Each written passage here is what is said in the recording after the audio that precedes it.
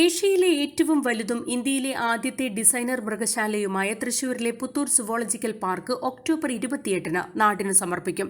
മൃഗങ്ങളുടെയും പക്ഷികളുടെയും സ്വാഭാവിക ആവാസ വ്യവസ്ഥ പുനഃസൃഷ്ടിച്ച് 350 ഏക്കർ സ്ഥലത്ത് 300 കോടി രൂപ ചെലവിലാണ് സുവോളജിക്കൽ പാർക്ക് ഒരുക്കിയിരിക്കുന്നത്. പ്രശസ്ത ഓസ്ട്രേലിയൻ മൃഗശാല ഡിസൈനർ ജോൺകോ ഡിസൈൻ ചെയ്ത പുത്തൂർ സുവോളജിക്കൽ പാർക്കിന് ഇന്ത്യയിലെ ആദ്യത്തെ ഡിസൈനർ മൃഗശാലയെന്ന പ്രത്യേകത കൂടിയുണ്ട്.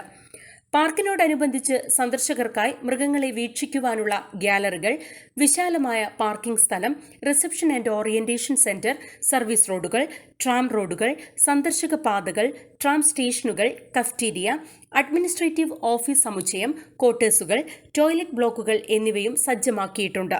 വന്യജീവികളെ അവയുടെ സ്വാഭാവിക ആവാസ വ്യവസ്ഥയിൽ തുറസായി പ്രദർശിപ്പിക്കാനുള്ള പ്രത്യേക വാസസ്ഥലങ്ങളാണ് പുതിയ മൃഗശാലയുടെ പ്രധാന ആകർഷണീയത. ഇത്തരത്തിൽ 23ഓളം ഇടങ്ങളാണ് പുത്തൂർ സുവോളജിക്കൽ പാർക്കിൽ സജ്ജമാക്കിയിരിക്കുന്നത്. ഇവയിൽ 3 വിവിധ ഇനം പക്ഷികൾക്കായിട്ടുള്ള വിശാലമായ പ്രത്യേക ആവാസ കേന്ദ്രങ്ങളാണ്.